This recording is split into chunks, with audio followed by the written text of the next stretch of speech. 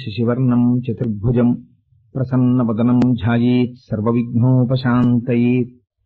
గురుర్బ్రహ్మా గురుర్విష్ణుః గురుర్దేవో మహేశ్వరః గురుః సాక్షాత్ పరబ్రహ్మ తస్మై శ్రీగురవే నమః. వ్యాసాయ విష్ణురూపాయ వ్యాసరూపాయ విష్ణవే నమో వై బ్రహ్మనిధయే వాసిష్ఠాయ నమో నమః. కూజంతం రామ రామీతి మధురం మధురాక్షరం ఆరుహ్య కవితాశాఖాం వందే వాల్మీకికోకిలం. శ్రుతిస్మృతిపురాణానాం ఆలయం కరుణాలయం నమామి భగవత్పాదశంకరం లోకశంకరం. వాగర్ధావివ సంపృక్తౌ వాగర్ధప్రతిపత్తయే జగతః పితరౌ వందే పార్వతీపరమేశ్వరౌ. సూక్తిం సమగ్రయతున స్వయమైవ లక్ష్మీః శ్రీరంగరాజమహిషీ మధురైకటాక్షైః. వైదగ్ధ్యవర్ణగుణగుంభనగౌరవైర్యాం కండూలకర్ణకుహరాः కవయోధయంతి. హైమోర్ధ్వపుండ్రమజహన్మకుటం సునాశం మందస్మితం మకరకుండలచారుగండం. బింబాధరం బహుళదీర్ఘకృపాకటాక్షం శ్రీవేంకటేశముఖమాత్మని సన్నిధత్తాం. మనోజవం మరుతతుల్యవేగం జితేంద్రియం బుద్ధిమతాం వరిష్టం. వాతాత్మజం వనరయూధముఖ్యం శ్రీరామదూతం శిరసా నమామి. ఆపదామపహర్తారం దాతారం సర్వసంపదాం లోకాభిరామం శ్రీరామం భూయో భూయో నమామ్యహం. సింధూరారుణ విగ్రహాం త్రినయనాం మాణిక్యమౌళిస్ఫురత్తారానాయకశేఖరాం స్మితముఖీం ఆపీనవక్షోరుహాం. పాణిభ్యాం అళిపూర్ణరత్నచషకం రక్తోత్పలం బిభ్రతీం సౌమ్యాం రత్నఘటస్థరక్తచరణాం ధ్యాయేత్ పరేదంబికాం. హరి ఓం. పరమేశ్వర స్వరూపమైన సభకి నమస్కారం. యథార్థమునకు మనందరం ఇంత భారీ ఎత్తు క్రతువుతో పాల్గొనవలసిన కార్యక్రమం శరన్నవరాత్రులలో జరుగుతుంది అని అనుకున్నాం. కానీ ఈశ్వరానుగ్రహం మనం జ్యేష్ఠమాసంలోనే శ్రీ వెంకటేశ్వర వైభవము అన్న పేరు మీద ఈ కార్యక్రమాన్ని జరుపుకోవడానికి ఈశ్వరుడు మనకి అనుగ్రహించాడు. నేను ఇక్కడ జరగబోయే కార్యక్రమం గురించి ఇవాళ చేయబోయేటటువంటి ప్రసంగాన్ని ప్రారంభం చేసే ముందు దీనికి సంబంధించినటువంటి కించిత్ విశేషాన్ని, దీనికి పూర్వరంగాన్ని నేను ఆవిష్కరించవలసినటువంటి అవసరం ఉంది. ఇక్కడ దగ్గరలో శ్రీరామ్ నగర్ లో ఒక రోజున వెంకటేశ్వర స్వామి వారి యొక్క మూర్తి ప్రతిష్ట లేదా ఆ మూర్తి యొక్క పూజలు ప్రారంభమైనటువంటి రోజున అక్కడికి వెళ్లిన సందర్భంలో యాదృచ్ఛికంగా వేదిక మించి కిందకి దిగుతున్నటువంటి సందర్భంలో ఒక ఆలోచన వచ్చింది అక్కడ ఉన్న శ్రోతల నుంచి. అయా, ఇవాళ మీరేవో వారంలో జరిగేటటువంటి సేవల గురించి 4 మాటలు చెప్పారు.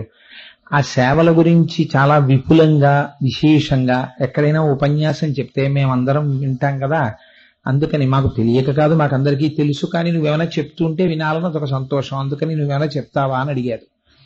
అడిగితే తప్పకుండా చేద్దామండి అని అనుకున్నాం. దానికి వెంకటేశ్వర స్వామి వారి యొక్క అనుగ్రహం మరొక రూపంలో తోడయింది. అది మా దొరగారింట్లో కూర్చున్నప్పుడు, గోపాలకృష్ణ గారితో కూర్చున్నప్పుడు ఒక ఆలోచన వచ్చింది. మామూలుగా వెంకటాచల వైభవ కార్యక్రమాన్ని ఉపన్యాసాల రూపంలో సేవల గురించి వివరణ చేస్తూ జరపడం కన్నా వెంకటాచలంలో ఎలా నిత్యం కార్యక్రమాలు జరుగుతాయో అంత స్థాయి అని నేను అనలేను, కానీ అంత భక్తితో మాత్రం మనం చెయ్యడానికి ఏ విధమైన లోటు ఉండదు కదా. కాకినాడలో ఉండేటటువంటి ప్రజలందరూ కూడా చాలా భక్తి తత్పరులు, అందుకని మనం ఆ కార్యక్రమాన్ని చేసే ప్రయత్నం చేద్దాం అనుకున్నాం. కారణం ఏమంటే ఇవాళ వెంకటాచలం వెడతాం మనం, కానీ వెంకటాచలంలో జరిగేటటువంటి చాలా విశేషాల గురించి మనకు ఒక సమగ్రమైన అవగాహన ఉండదు. ఎందుచేత ఉండదు అంటే దానికి దేవస్థానం వారిని తప్పుపట్టవలసిన అవసరం కూడా లేదు. ఇవాళ అది కొన్ని కోట్ల మంది భక్తులతో కూడుకున్నటువంటి దేవస్థానం.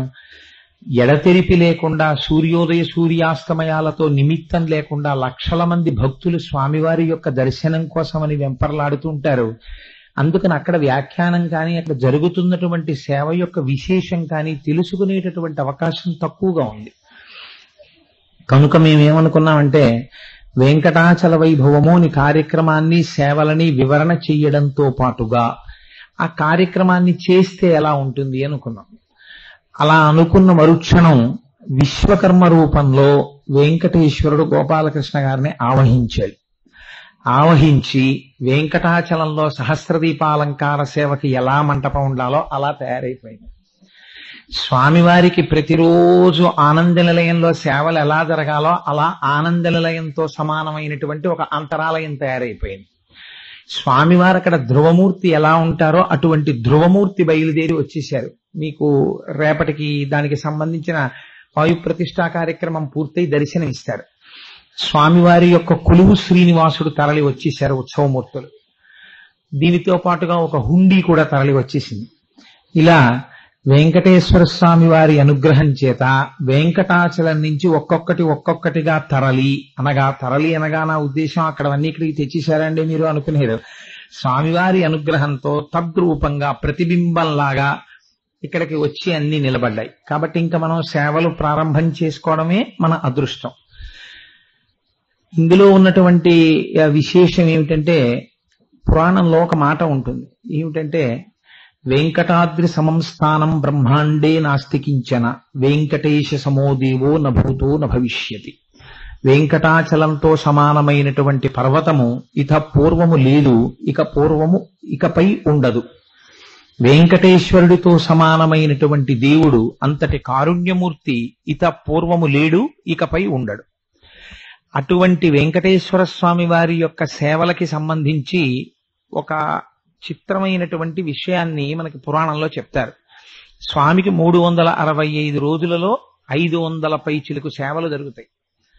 ఎందుకు ఇన్ని సేవలు వెంకటేశ్వర స్వామి వారికి? ఆయనకి సుప్రభాతం జరిగితే ఒక సేవ, ఆయన నిద్ర లేస్తే ఎంత వైభవంగా ఉంటుందో తెలుసా అండి? అందరిలా నిద్ర లేవరు, ఆయన చాలా వైభవంగా నిద్రలేస్తారు. ఆయన తాంబూలం వేసుకుంటే చాలా వైభవంగా ఉంటుంది, ఆయన అన్నం తింటే చాలా వైభవంగా ఉంటుంది, ఆయన పడుకుంటే చాలా వైభవంగా ఉంటుంది, ఆయన అభిషేకం చేసుకుంటే చాలా వైభవంగా ఉంటుంది, ఆయన ఏం చేసుకున్నా వైభవంగానే ఉంటుంది.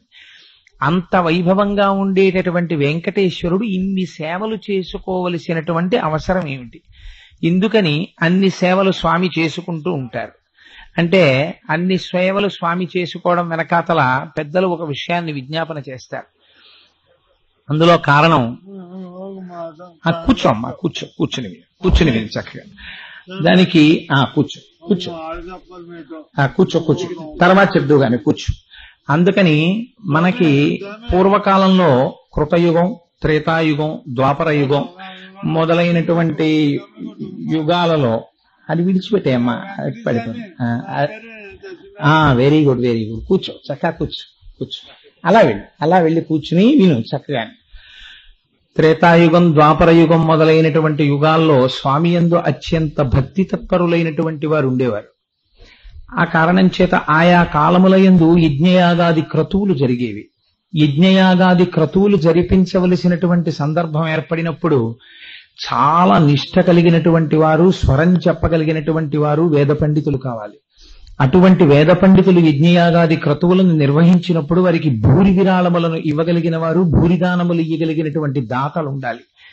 ఇవన్నీ కలియుగంలో జరుగుతాయి, జరగలేకపోతాయి. అందున అశ్వమేధాది యాగాలు అసలు కలియుగంలో లేవు. కాబట్టి మరి ఎలా ప్రజల్ని తరింప చేయడం? ఒక పక్క కలిపురుషుడి యొక్క ప్రభావం చూస్తే చాలా విశేషంగా ఉంటుంది.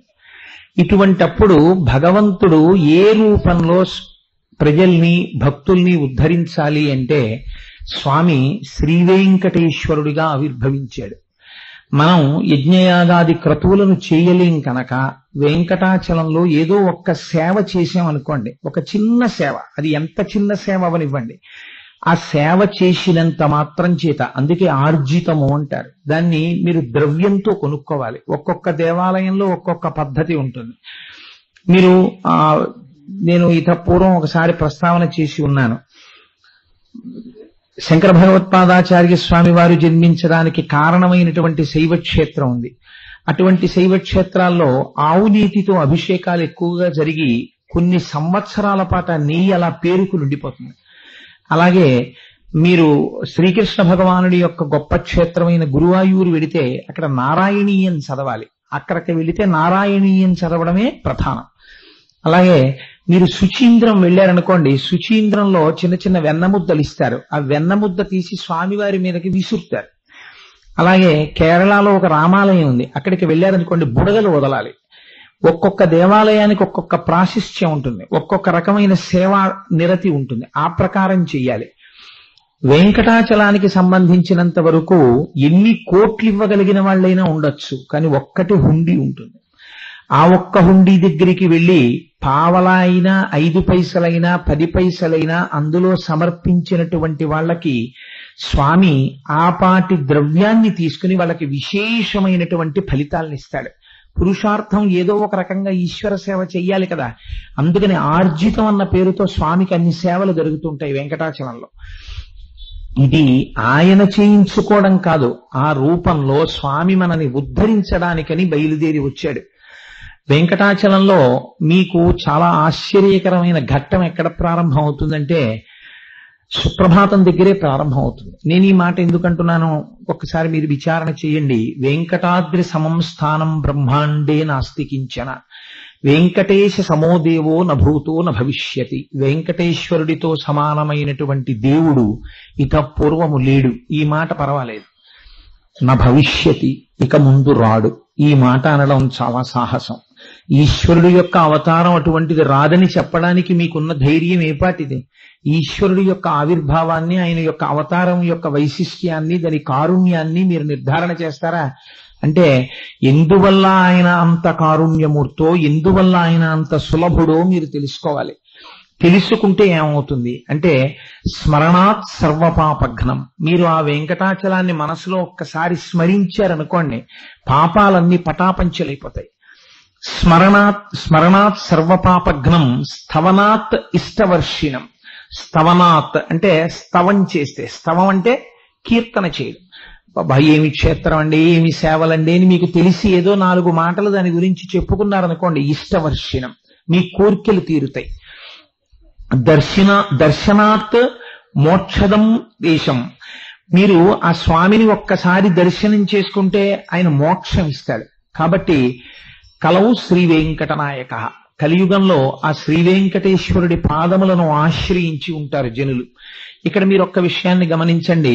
స్మరణాత్ సర్వపాపఘ్నం. స్మరణ చేత సర్వపాపములను పోగొడతాడు. స్మరణ చెయ్యాలంటే స్మరణ దేనికి సంబంధించినటువంటి విషయము మీరు ఆలోచించండి. శరీరములో చేతులున్నాయి, అవి స్మరిస్తాయా ఈశ్వరుణ్ణి? స్మరించవు. కాళ్ళు స్మరించవు. కర్మేంద్రియములు ఏవీ స్మరించవు. కన్ను స్మరించదు, చెవి స్మరించదు, ముక్కు స్మరించలేదు, నాలుక స్మరించలేదు. ఏది స్మరిస్తుంది? మనస్సు స్మరిస్తుంది. స్మరించడం అంటే తలుచుకోవడం.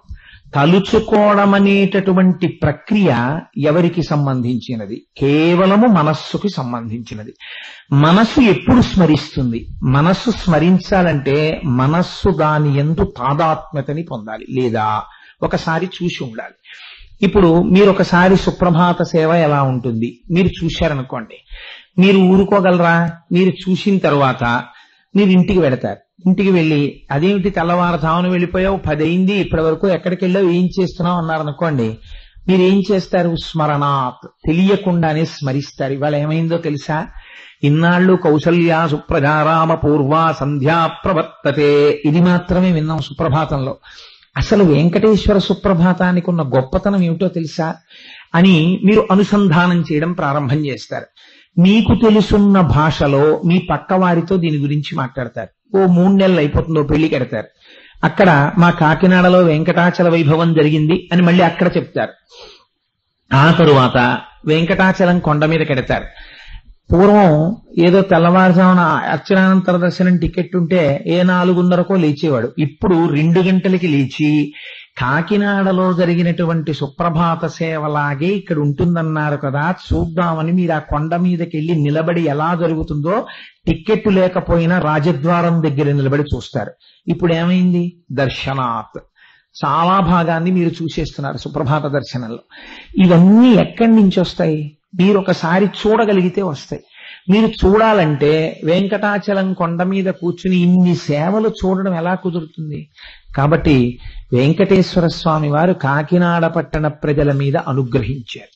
వారు ఏమన్నారంటే, రే మీరందరూ కలిసి వచ్చి వెంకటాచలంలో సేవలన్నీ చూడడం కుదురుతుందో కుదరదో కదా, ఒక పని చేస్తాను, నేనే వచ్చేస్తాను కాకినాడ.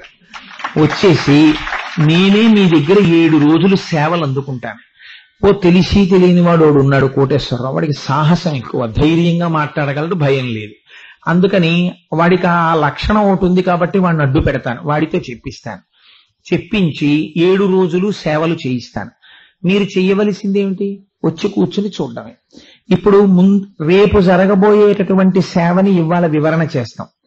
ఎందుకు అలా చేయడం? రేపే చెయ్యొచ్చు కదండి అని మీరు నన్ను అడగచ్చు. రేపే ఎందుకు చెయ్యట్లేదో తెలుసా అండి? ఇవాళ చేస్తే మీరు రేపు పొద్దుటి వరకు దాన్ని గుర్తుపెట్టుకోవాలి.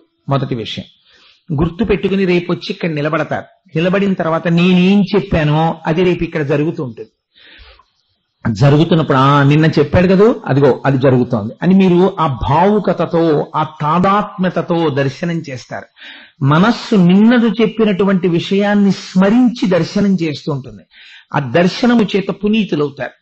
లేక రేపు సుప్రభాతం అవి అయిపోయిన తర్వాత రేపు సాయంకాలం నేను ఇవాళ పొద్దున్న జరిగినవి అని చెప్పాను అనుకోండి, అయ్యో మాకు తెలియలేదండి ఈ విషయాలన్నీ, నిన్నని చెప్పపోయారా, ఇవాళ మేము చూద్దాం అనుకుంటాం.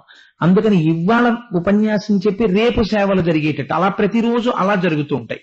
ఇప్పుడు మీరు ఒక్కసారి ఆ వెంకటాచల వైభవాన్ని, ఆ శ్లోకాన్ని, ఉపన్యాసాన్ని, జరిగే క్రతువుని సమన్వయం చేద్దాం. ఒకసారి మీరు ప్రవచనాంతర్గతంగా అన్నీ జరిగిపోతాయి. చూడండి, ఆ గోపాలకృష్ణ గారు జరగబోయే కార్యక్రమాన్ని కూడా నువ్వు అందులోకే సమన్వయం చేయి అన్నారు కాబట్టి అలా సమన్వయం చేసేస్తాను. స్వామికి సుప్రభాతము అని మనం ఒక సేవ చేస్తాం. సుప్రభాతము అనబడేటటువంటి సేవ యథార్థమునకు నేను మొన్ననే ఈ విషయాన్ని భిలాయిలో ఒక చోట ప్రస్తావన చేశాను. సుప్రభాత సేవ అనబడేటటువంటి అజ్ఞానంతో కూడిన సేవ ప్రపంచంలో ఇంకోటి ఉండదు. అదేమిటండి అంత మాట అన్నారు? రేపు పొద్దున్న సుప్రభాతం ఉందంటున్నారు, సుప్రభాతం అంత అజ్ఞానంతో కూడిన సేవ ఇంకోటి లేదంటున్నారు. ఈ రెండు ఎలా కుదురుతాయి అంటే, ఈశ్వరుడికి సుప్రభాతం ఏమిటండి? సుప్రభాతం అంటే లే లే లే అని చెప్పడం. అంటే ఆయన కూడా మీలో నిద్రపోయాడా? ఆయన నిద్రపోతే ఈ లోకాన్ని చూసిన వాడెవరు? ఉన్మేష నిమిషోత్పన్న విపన్న భువనావళి. ఆయన అమ్మ కనురెప్ప కిందకి వాలితే లోకాలన్నీ లయమైపోతున్నాయి కదా, మరి ఆయన నిద్రపోవడం ఏమిటి? కాబట్టి ఆ కోణంలో సుప్రభాతమంత అజ్ఞానం ఇంకోటి లేదు. ఇప్పుడు నేను ఇంకో మాట అంటున్నాను, సుప్రభాతమంత గొప్ప సేవ ఇంకోటి లేదు. అదేమిటి? ఇప్పుడే కదా అలా అన్నావు. ఇప్పుడు చూడండి, మీరు ఎలా నిద్రపోతున్నారో అలా స్వామి కూడా నిద్రపోవాలని మీరు కోరుకున్నారు. ఇది భక్తి. ఈ భక్తితో మీరు ఆయనకి ఏకాంత సేవ చేశారు. స్వామి పడుకో అన్నారు. మళ్ళీ తెల్లవారిని మీరు లేచారు, కానీ మీ మనస్సు దేని మీద ఉంది? నా స్వామి కూడా లేవాలి.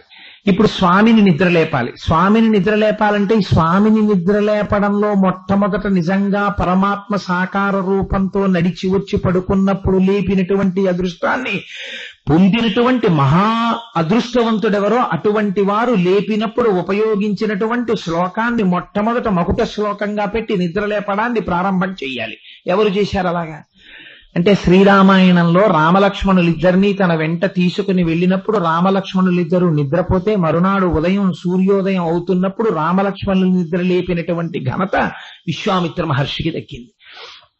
కాబట్టి కౌసల్యా సుప్రజారామ పూర్వా సంధ్యా ప్రవర్తతే. అసలు ఆ సుప్రభాత ప్రారంభమే ఒక ఆశ్చర్యకరమైనటువంటి ప్రబోధంతో మొదలు. కౌసల్యా సుప్రజారామ. కౌసల్యా సుప్రజారామ ఏమిటండి? చాగంటి కోటేశ్వరరావు సన్ ఆఫ్ అంటే లేట్ శ్రీ సిహెచ్ సుందర శివరావు అంటారు. తండ్రి గారి పేరు చెప్తారు, అంతేగాని ఫలానా వారి కొడుకు అన్నప్పుడు తల్లి గారి పేరు చెప్పరు. విశ్వామిత్రుడు బ్రహ్మర్షి, మహానుభావుడు. అటువంటి వాడు కౌసల్యా సుప్రజారామ అండం ఏమిటి? కౌసల్యా సుప్రజారామ అనాలా, దశరథ సుప్రజారామ అనాలా? కౌసల్యా సుప్రజారామ అన్నాడు. కౌసల్యా సుప్రజారామ అండం ఎందుకు అంటే, మీరు రామాయణం విన్నారు. ఆ రామచంద్రమూర్తి ఆవిర్భవించడానికి ముందు దశరథ మహారాజు గారికి సంతానం కలగవలసినటువంటి తరుణంలో అశ్వమేధం జరిగినప్పుడు పట్టపురాణి అయి ధర్మపత్ని అయినటువంటి కౌసల్యామాత ఒక గుర్రాన్ని ముందు రోజు వధిస్తే తన భర్తని పట్టుకుని పడుకున్నప్పుడు ఎలా పడుకుంటుందో అలా ఒక రాత్రంతా మనస్సునందు ఏ వైక్లభ్యము లేకుండా గుర్రాన్ని పట్టుకుని పడుకుని మరునాడు ఆ గుర్రము యొక్క మేధని అగ్నిహోత్రమునందు కాలుస్తుండగా వచ్చినటువంటి పొగని పేల్చడం చేత దశరథ మహారాజు గారు తనకి సంతానము కలగడానికి ప్రతిబంధకంగా ఉన్న పాపాన్ని పోగొట్టుకుని పుత్రకామేష్టి చేసి పిల్లల్ని కన్నాడు. దశరథ మహారాజు గారికి సంతానం కలగడం కోసమని చెప్పి ఇంత గొప్ప క్రతువు చేసి భర్త పక్కన ధర్మపత్నివై కూర్చుని రామచంద్రమూర్తంతటి వాణ్ణి నీ కడుపునందు గర్భవాసం చేయించినటువంటి అదృష్టవంతురాలవైన ఓ తల్లి, అజాయమానో బహుధా విజాయితే, జన్మలేనివాడు 12 నెలలు నీ కడుపుని గర్భాలయం చేసుకున్నాడు. వికారములు లేనివాడు వికారములు పొందాడు, ఎదుగుదల లేనివాడు ఎదిగాడు, పుట్టడం లేనివాడు పుట్టాడు, తాగడం తెలియనివాడు అమ్మ పాలు తాగాడు, అమ్మా అని ఎవరినీ పిలవనవసరం లేనివాడు నిన్ను పిలిచాడు, నడువడి నేర్పడానికి నీకు నడువడి చెప్పాడు. ఎంత అదృష్టవంతురాలివమ్మా కౌసల్య. అందుకని కౌసల్య సుప్రజారామ, ఆ కౌసల్య అదృష్టానికి పొంగిపోతున్నాడు. లోకంలో ఒక నానుడు ఉంటుంది, మామూలుగా ఆఫీసులో చెప్పవలసి వస్తే సన్ ఆఫ్. ఒక పిల్లడి వైభవాన్ని మనం చూసామనుకోండి, ఒక మహాత్ముణ్ణి చూసామనుకోండి, ముందేమంటామంటే ఎంత అదృష్టవంతుడండి, ఏ మహానుభావుడు కొడుకో అనరు. ఏ తల్లి బిడ్డడో, నిజంగా ఎన్ని పూజలు చేసిందో, ఏ తల్లి కన్న బిడ్డడో అంటారు. ఒక పిల్లవాడి యొక్క వైభవాన్ని చూడగానే తల్లిని స్మరిస్తాం. అంతగానూ స్మరించాడు విశ్వామిత్రుడు. కౌసల్యా సుప్రజారామ పూర్వా సంధ్యా ప్రవర్తతే ఉత్తిష్ట నర శార్దూల కర్తవ్యం దైవమాహ్నికం. నాయన, లేచి సంధ్యావందనాది కార్యక్రమములను ఆచరించాలి, అందుకని లే అని నిద్ర లేపాడు. అలా మనం కూడా స్వామిని నిద్ర లేపుతాం. నిద్ర లేపుతుంటే నిద్ర లేవడానికి స్వామికి గుర్తులేమిటి? నిజంగా తెల్లవారిపోతోంది అనడానికి ఏమిటి ఆధారం అంటే మనం ఏవో చెప్పుకొస్తాం రేపు. ఆకాశ సింధు కమలాని మనోహరాణి ఆదాయ పాదయుగమర్చయితుం ప్రసన్నాహ. స్వామి అదిగో ఆకాశం ఎర్రబడిపోతోంది, సూర్యోదయం అయిపోతోంది. పంచాననబ్జభవ షణ్ముఖవాసవాద్యాః త్రైవిక్రమాది చరితం దిభుజాస్తు వంతి. అదిగో షణ్ముఖుడు, చతుర్ముఖ బ్రహ్మగారు, దేవతలు అందరూ వచ్చి నీ దర్శనం కోసం నిలబడిపోయి ఉండిపోయారు. స్వర్గాపవర్గ నిరపేక్ష నిజాంతరంగాః. అదిగో ఆ గోపురం చూసి మేము వెళ్ళం, ఇక్కడే ఉంటామని దేవతలు అంటున్నారు. కాబట్టి స్వామి నిద్రలే నిద్రలే అంటాం. సుప్రభాతం అన్ని దేవాలయాల్లోనూ జరుగుతుంది, కానీ వెంకటాచలంలో జరిగేటటువంటి సుప్రభాతంలో మాత్రం ఒక ఆశ్చర్యకరమైనటువంటి విశేషం ఉంది.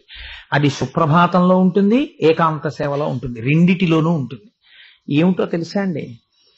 వెంకటేశ సమోదేవో న భూతో న భవిష్యతి అనడానికి కారణం, వెంకటేశ్వర స్వామి వారు అవతారాన్ని ప్రజల్ని ఉద్ధరించడం కోసమని స్వీకరించి వెంకటాద్రి కొండ మీద ఒక పుట్టలో ఉన్నటువంటి స్థితిలో మొట్టమొదట చతుర్ముఖ బ్రహ్మగారు కదిలేరు.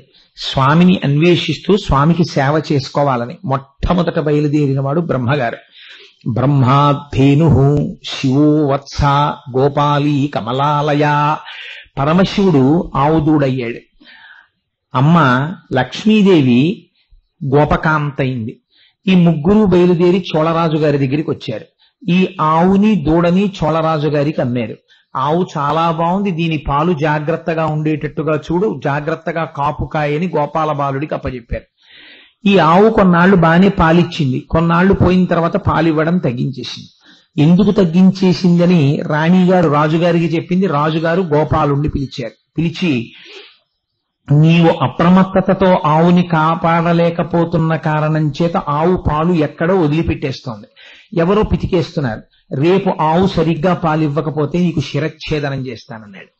అంటే ఆయన భయపడి కంటికి రెప్పలా ఆవుని కాపాడుతున్నాడు. చతుర్ముఖ బ్రహ్మగారు ఉన్నారు ఆవు రూపంలో.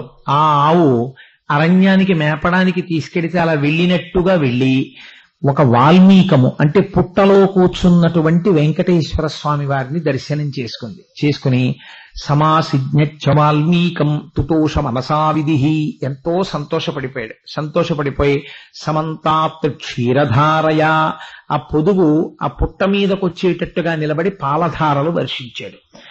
వర్షిస్తుంటే గోపాలుడికి కోపం వచ్చింది. ఆశయావా, నిన్నింత కష్టపడి కాపాడుతుంటే పుట్టలోకి వదిలిపెడుతున్నావా పాలు, చూడు నిన్నేం చేస్తానోనని ఆగ్రహావేశం. ఎందుకంత కోపం వచ్చింది? ఆ ఆవు పాలు ఇవ్వకపోతే తన కుట్టుకు కత్తిరిస్తానన్నాడు రాజు. ఈ కోపంతో చేతిలో ఉన్న గొడ్డల్ని తీసి ఆ ఆవు మీదకి విసిరాడు.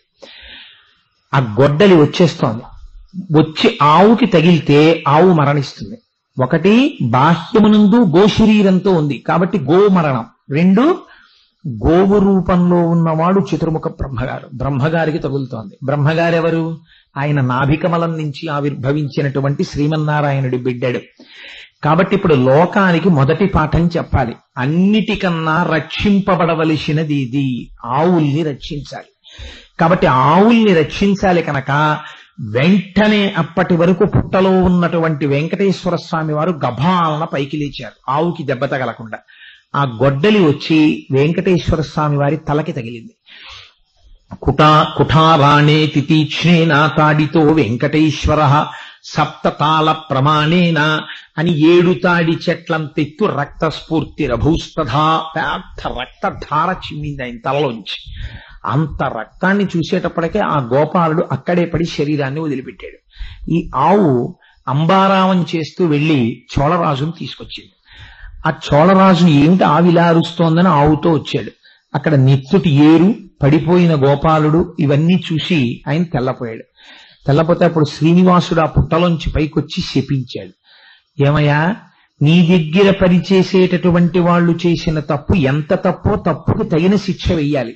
నువ్వో ఆవు పాలివ్వకపోతే ఏకంగా కుత్తుకు కత్తిరించేస్తాన్నావు. ఆ కోపంతో వాడు గొడ్డలి విసిరాడు. ఆ గొడ్డలి ఆవుకు తగలపోయింది. ఆవుని రక్షించడానికి నేను పైకి లేచాను, ఆ గొడ్డలి నాకు తగిలింది, నా నెత్తురు ఇంత పారింది. దీనికంతటికీ నువ్వే కారణం కనుక పిశాచోభవ దుర్బుద్ధే మద్దుఃఖాదానకర్మణ, నీవు పిశాచమగుదువుగాక అని శపించారు. అప్పుడు పాపం ఆ సువీరుడనబడేటటువంటి రాజు ఆయన కాళ్ల మీద పడి ప్రార్థన చేశాడు. అయ్యో, నా తప్పే ఉంది మహాప్రభో, నన్ను మన్నించండి అని. సరే, నువ్వు మళ్లీ వెళ్లి స్వామి పుష్కరిణిలో స్నానం చేసిన తరువాత నీ పిశాచ రూపం పోతుంది. పోయి నాకు పిల్లనిచ్చేవాడిగా ఆకాశరాజుగా నువ్వు ఉత్తరోత్తర జన్మిస్తావని వరం ఇచ్చారు. ఆ కారణం చేత ఆయన పిశాచ రూపాన్ని వదిలిపెట్టాడు. ఈ గోపాలుడు ఎవరైతే పడిపోయాడో ఆ గోపాలుడికి స్వామి ఒక గొప్ప వరం ఇచ్చారు.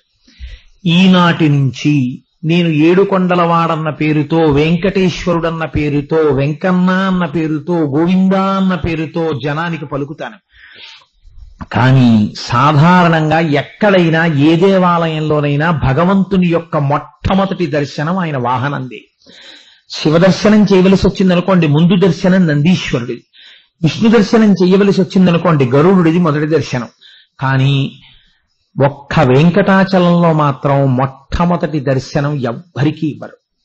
సన్నిధి గొల్ల అని ఆనాడు పడిపోయినటువంటి గొల్ల జాతికి చెందినటువంటి వారి వంశంలో వారు ఒకరు వచ్చి సన్నిధి గొల్ల అన్న పేరుతో వారు మొదటి దర్శనం చేస్తారు. అది స్మరించడం, దాన్ని ఒక్కసారి చూడడం, ఒక్కసారి అలా మనం చూసినట్టయితే స్మరణాత్ సర్వపాపఘ్నం, మన పాపాలన్నీ పోగొడుతుంది. అందుకే రేపటి రోజు జరిగే సుప్రభాతం మామూలుగా జరగదు ఇక్కడ. రేపు మీరు 4:45 ఖచ్చితంగా ఇక్కడ ఉండగలిగితే సెకండ్స్ తో జరుగుతాయి కార్యక్రమాలు. 4:45 వెంకటాచలంలో ఎలా బయలుదేరతారో ఇక్కడ కూడా ఒక గొల్లవారు బయలుదేరతారు. ఆయన చేతిలో ఒక కాగడా పట్టుకుని ప్రధాన అర్చక స్వామిని నిద్ర లేపడానికి వెడతారు. నిద్ర లేపడం అంటే అప్పటికి వారు నిద్ర లేచి ఒక్క వైఖానసులకు మాత్రమే వెంకటేశ్వర స్వామి వారికి అర్చన చేసే అధికారాన్ని శ్రీ వెంకటేశ్వరుడు ఆ రోజుల్లో అధికారం ఇచ్చాడు విఘనస మహర్షి యొక్క సంతానానికి, అనుసరించిన వారికి. అందుకని అంటే నా ఉద్దేశం వెంకటాచలాది క్షేత్రములలో. అందుచేత ఇక్కడ కూడా మనకి పక్కనే ఉన్నటువంటి రామాలయంలో ఉన్న అర్చక స్వామి ఈ 7 రోజుల కార్యక్రమానికి మనకి ప్రధాన అర్చకులు. రేపటి రోజున సన్నిధి గొల్ల కాగడా పట్టుకుని 4:45 మేళతాళాలతో వారింటికి ఎడతారు. వారింటికి వెళ్ళగానే వారప్పటికి స్నానం చేసి సంధ్యావందనాది కార్యక్రమాలు పూర్తి చేసుకుని సిద్ధంగా ఉంటారు. మీరు అక్కడ నుంచి చూడొచ్చు. స్వామి ఆ సన్నిధి గొల్ల కొంతమంది కార్యకర్తలు టీటీడీ దేవస్థానం తాలూకా ఆఫీసర్స్ గా వ్యవహరిస్తారు. వారు ఆ అర్చక స్వామిని తీసుకుని వచ్చేటప్పుడు కాగడా పట్టుకుని ఆయన వస్తూ కేకలు వేస్తారు. ఆ సన్నిధి కైంకర్య పరులు విజయం చేస్తున్నారు, తప్పుకోండి తప్పుకోండి అంటారు. అంటే ఆ సన్నిధానంలో వెంకటాచలంలో రేపు స్వామి ధ్రువమూర్తి యొక్క తెర తీస్తారు. ఇవాళ రాత్రి ఇప్పుడు మీరు మనందరం వెళ్ళిపోయిన తర్వాత 8 గంటలకి అంకురార్పణ చేసి ధ్రువమూర్తిని వేదిక మీద పెడతారు. అంటే రేపు ఆ క్షణం అయ్యేటప్పటికి ఇంకా స్వామివారు ప్రాణప్రతిష్ఠ జరిగి వెంకటేశ్వరుడై నిలబడతాడు. ఇవాళ రాత్రి ప్రమాణం ఏమిటో తెలుసా అండి? వెంకటేశ్వర స్వామి వారి పాదార్చన చెయ్యడం కోసమని చతుర్ముఖ బ్రహ్మగారు బయలుదేరి వస్తారు.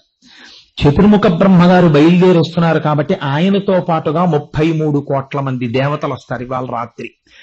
వారు వచ్చి లోపలికి వెడతారు. లోపలికి వెళ్లేటప్పటికి బ్రహ్మగారు స్వామి పాదాలు కడగడానికి పాత్రలో తీర్థం సిద్ధంగా ఉండాలి. అందుకని ఒక పెద్ద పాత్రలో కొంత జలాన్ని సిద్ధంగా ఉంచుతారు, కొంత గంధాన్ని అట్టే పెడతారు. ఇవాళ రాత్రి చతుర్ముఖ బ్రహ్మగారు దేవతలు వచ్చి ఆలయంలోకి వెళ్లి స్వామికి తీర్థం ఇస్తారు. ఆయన పాదాలు కడుగుతారు. చతుర్ముఖ బ్రహ్మగారి చేత్తో ముట్టుకుని విడిచిపెట్టినటువంటి ఆ బ్రహ్మతీర్థాన్ని రేపు సుప్రభాతం ఎవరు చూస్తారో వాళ్ళందరికీ తీర్థంగా ఇక్కడిస్తారు. ఆ సన్నిధి గొల్ల వెళ్లి కాగడాతో ఆ ప్రధాన అర్చకుణ్ణి తీసుకుని వస్తారు.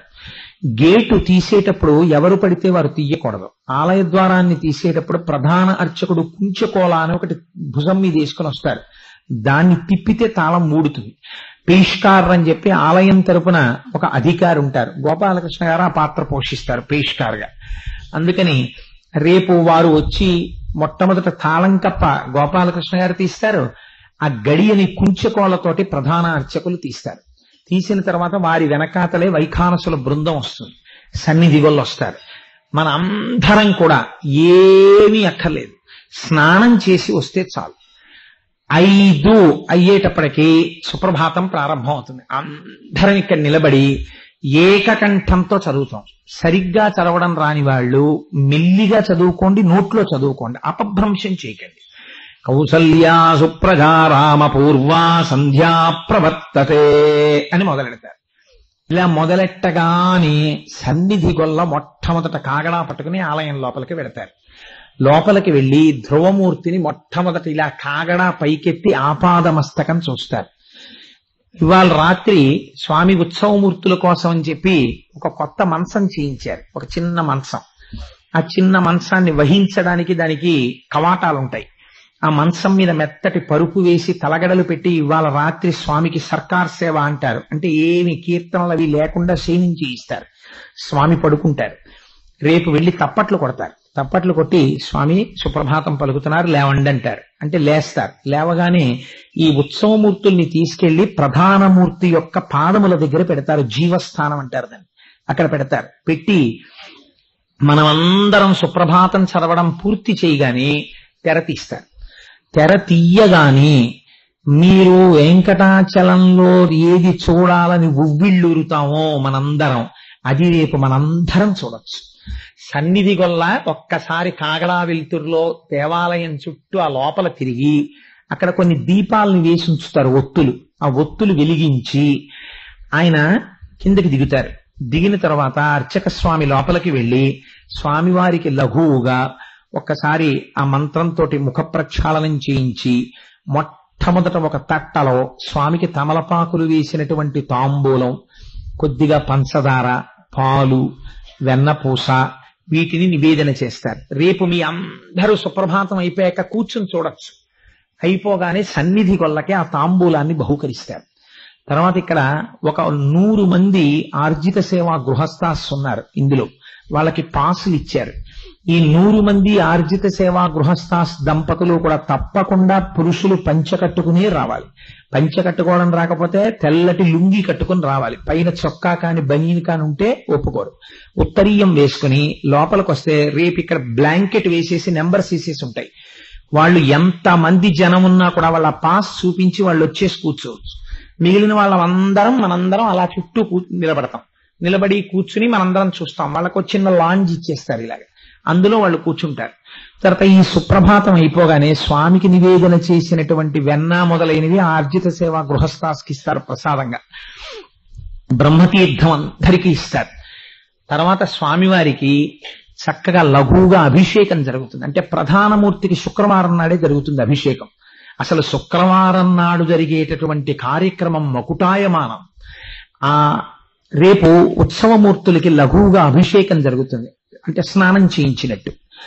అయిపోయిన తర్వాత స్వామికి వస్త్రాలంకారం చేయించి వెంకటాచలంలో లాగే ఉత్సవమూర్తుల్ని పక్కన పెట్టి స్వామికి తోమాల చేస్తారు. ఆ ఈలోగా ఒక ఆశ్చర్యకరమైన సందర్భం ఉంటుంది. అది వెంకటాచలంలో అయితే మనం ఎవరం చూడ్డానికి కుదరదు. స్వామిని దర్బార్ చేయడానికి ముందుకొస్తారు. అంటే ఒక మంచి పీఠం వేస్తారు, 2 సింహాసనాలు తయారు చేయించారు. ఆ సింహాసనంలోకి వచ్చి స్వామి ఉభయనాంచారులతో కూర్చుంటారు. కూర్చున్న తర్వాత గొడుగు పడతారు స్వామికి. గొడుగు పట్టిన తర్వాత మొట్టమొదట ఇక్కడ ఉన్నటువంటి వైఖానస బృందంలోంచి ఒకరు వెడతారు. వెళ్లి స్వామి దగ్గర చేతులు కట్టుకుని వంగి ఆయన పాదాలకి నమస్కారం చేసి శ్రీనివాసుడై లోక పరిపాలకుడై కూర్చుని ఉంటాడు. ఆయనకి పంచాంగం చెప్తారు. స్వామి, ఇది వ్యయనామ సంవత్సరం, జ్యేష్ఠమాసం, కృష్ణపక్షం, పాడ్యమి అని పంచాంగం చెప్తారు. చెప్పగానే స్వామివారు పొద్దున్నే తన దగ్గరికి వచ్చి పంచాంగం చెప్పినటువంటి బ్రాహ్మణుడికి 13 డబ్బాల బియ్యాన్ని బహూకరిస్తారు. ఇది వండుకోమని 13 డబ్బాల బియ్యాన్ని దానం పుచ్చుకొని ఆయన కిందికి దిగుతూ వెంకటాచలపతికి ఆశీర్వచనం చేస్తారు. నిత్యైశ్వర్యోభవ, నీవు నిత్యైశ్వర్యవంతుడవగుదువుగాక అని. ఆ కొలువులో రేపది మీరు చూడొచ్చు. ఇక్కడ ఇది అవగానే ఆలయ పేష్కారు వారు అనగా మన గోపాలకృష్ణ గారు వారు లోపలికి ఆ స్వామి దగ్గరికి వెళ్ళి ఆ చొక్కా బనీను తీసేసి నడుముకు ఉత్తరీయం కట్టుకుని చేతులు కట్టుకుని స్వామివారికి విజ్ఞాపన చేస్తారు. స్వామి, నిన్నటి రోజున మీకు హుండీలో ఇంత ఆదాయం వచ్చింది. ఎందుకు చెప్తారో తెలుసా అండి? ఆ హుండీలో 5 పైసలు వేసినా సరే అది మర్నాడు ఎవరు వేశారో స్వామి తెలుసుకుని ఫలితాలు ఇస్తారు. అందుకే అలాగే అందరూ అనుగ్రహింపబడాలనే ఆ హుండీని ఇక్కడ పెట్టారు. ఇప్పుడు ఈ సభ అయిపోయిన తర్వాత ఇవాళ ఇక్కడ సభలో ఉన్న వాళ్ళల్లో ఎవరో 2 ఎంచుకుంటారు. ఎంచుకుని 2 ఉండమని చెప్తారు. ఉండమని అందరూ వెళ్ళిపోయిన తర్వాత హుండీ తీసి లోపల కౌంట్ చేస్తారు. ఎవరో పబ్లిక్ లో 2 సమక్షంలో ఆ హుండీ లెక్క పెడతారు. ఎందుకంటే ఎంత వచ్చింది అన్నది తెలియాలి కాబట్టి. అది రేపొద్దున్న గోపాలకృష్ణ గారు అక్కడ చెప్తారు. స్వామి, ఫలానా 2 సమక్షంలో నిన్న హుండీ లెక్క పెట్టాం. లెక్క పెట్టినప్పుడు నీకు నిన్నటి రోజున ఇంత డబ్బు వచ్చింది, అలాగే ఆర్జిత సేవా టికెట్ల మీద నీకు ఇంత డబ్బు వచ్చింది అని చెప్తారు. చెప్పి పేష్కారు వారు కూడా కిందకి దిగిపోతారు. దిగిపోయిన తర్వాత స్వామికి తోమాల జరుగుతుంది. తోమాల అంటే తోళ్ అంటే తమిళంలో భుజాలు. స్వామివారికి భుజాల మించి ఇలా కిరీటం మించి భుజాల మించి మాలలు వేలాడతాయి. రేపటి నుంచి ఇక్కడ స్వామివారికి ఎంతంత పొడుగు ఎంతంత మాలలు తయారు కావాలో అన్నన్ని మాలలు ఆయా సమయానికి కట్టేసి సిద్ధం చేసేస్తారు. ఆ బుట్ట పట్టుకుని దాని మేళతాళాలతో ధ్వజస్తంభానికి ప్రదక్షిణ పురస్సరంగా తీసుకొస్తారు. తీసుకొచ్చి అందిస్తే చక్కటి మంత్రాల మధ్యలో మన అందరం కూర్చుని చూస్తూ ఉండగా సుప్రభాతం అయిపోగానే మూల విరాట్ దర్శనం ఉంటుంది. ముందు సువాసినులు, వెనక మిగిలిన స్త్రీలు, ఆ వెనక పురుషులు. ముందు సువాసినులు దర్శనానికి వెళ్తారు. అందరం దర్శనం చేసుకుని మళ్లీ కూర్చోగానే అభిషేకం, తోమాల జరుగుతాయి. తోమాలు అయిపోగానే స్వామికి అర్చన జరుగుతుంది. తులసి దళాలతో స్వామి పాదాలకి వెంకటాచలంలో ఎలా జరుగుతుందో అలా నామాలు చెప్తూ అర్చన చేస్తారు. అర్చన అయిపోయిన తర్వాత ఒక్కొక్క రోజు ఒక్కొక్క విశేష పూజ ఉంటుంది. స్వామివారికి రేపటి రోజున సోమవారం కాబట్టి విశేష పూజ జరుగుతుంది. విశేష పూజ ఉత్సవమూర్తులకి చేస్తారు, మూల విరాటకి చేయరు. అందుకని ఉత్సవమూర్తుల్ని ముందుకు తీసుకొచ్చి రేపు చూద్దురుగాని ఎంత వైభవోపేతంగా ఉంటుందో ఆ విశేష పూజ. చక్కగా అభిషేకం చేసి గంధపు ముద్దలు పెట్టి పసుపు ముద్దలు పెట్టి అలంకారం చేసి వస్త్రం కట్టి అందరికీ దర్శనమిస్తారు. ఆ విశేష పూజా కార్యక్రమం అయిపోగానే మనందరికీ ఉచిత ప్రసాదం కింద వెంకటాచలంలో లాగే లడ్డూలు బహూకరిస్తారు. చక్కగా లడ్లు తీసుకుని మనం ఇంటికి వెళ్ళిపోవచ్చు. మరీ ఎండెక్కకుండా మిమ్మల్ని పంపించేస్తారు. మళ్ళీ సాయంకాలం ఇది వెంకటాద్రి సమం స్థానం బ్రహ్మాండే నాస్తి కించన వెంకటేశ సమోదేవో నభూతో నభవిష్యతి. తాను విసిరినటువంటి గొడ్డలి తగిలి పడిపోయాడని తన వాహనం కన్నా కూడా మొట్టమొదటి దర్శనాన్ని ఆ గొల్లవారికి ఇచ్చారు స్వామి. ఎంత అనుగ్రహమూర్తో చూడండి. రేపు సాయంకాలం ఖచ్చితంగా 5:45 అయ్యేటప్పటికీ స్వామికి వసంతోత్సవం జరుగుతుంది. ఇక్కడ వేదిక మీద స్వామికి వసంతం పోస్తారు. వసంతోత్సవం జరిగినప్పుడు వెంకటేశ్వర స్వామి వారు అన్ని సేవలలోకి ఎప్పుడు చాలా ప్రసన్నుడై ఉంటాడంటే ఆ వసంతోత్సవం జరిగినప్పుడు చాలా ప్రసన్నుడై ఉంటాడు అని శాస్త్రవాక్యం. ఇప్పుడే నేను ఉపన్యాసానికి వచ్చే ముందు ఎందుకో ఖాళీగా బయలుదేరుతూ ఎందుకో క్యాజువల్ గా ఓ పుస్తకం తీసి ఇలా అన్నాను. అనగానే వసంతోత్సవం అని వసంతోత్సవానికి సంబంధించిన వ్యాఖ్యానంలో ఇటాలిక్స్ లో ఇంగ్లీష్ లో రాసింది. Those who wish prosperity should participate in Vasantotsavam అని. అంటే ఎవరైతే అభ్యున్నతిని కోరుకుంటారో, ఎవరైతే ఆర్థికంగా పటుత్వాన్ని కోరుకుంటారో, ఐశ్వర్యాన్ని కోరుకుంటారో అటువంటి వారందరూ వసంతోత్సవం చూడాలి. వసంతోత్సవం గొప్పతనం ఏమిటో తెలుసా అండి? ఆయన వసంతం ఆడుకుంటాడు అప్పుడు భార్యలతోటి. ఎంత జుబిలియంట్ అంటే అంత ప్రసన్నమూర్తి అయి అంత సంతోషంగా ఉంటాడు. ఆ వసంతోత్సవం మంత్రాలతో జరుగుతూ ఉండగా రేపు మీరు చూద్దురు గాని. ఈ వసంతానికి ఉన్న గొప్పతనం, దంపతుల మధ్య ఏమైనా కొంచెం అరమరికలు ఉంటే స్వామివారి వసంతోత్సవం జల్లినటువంటి వసంతాన్ని చల్లితే ఆ అరమరికలు పోయి వాళ్ళు చక్కటి జీవనాన్ని చేస్తారు అని ప్రమాణం. అందుకే కొంచెం పరిజ్ఞానం ఉన్నటువంటి పెద్దలున్న చోట పిల్లలకి పెళ్లిళ్ళు అయిన తర్వాత వసంతోత్సవం బుక్ చేసుకుని ఒకసారి వెంకటాచలంలో వసంతోత్సవం చేయిస్తారు దంపతులతో వసంతం చల్లించడానికి.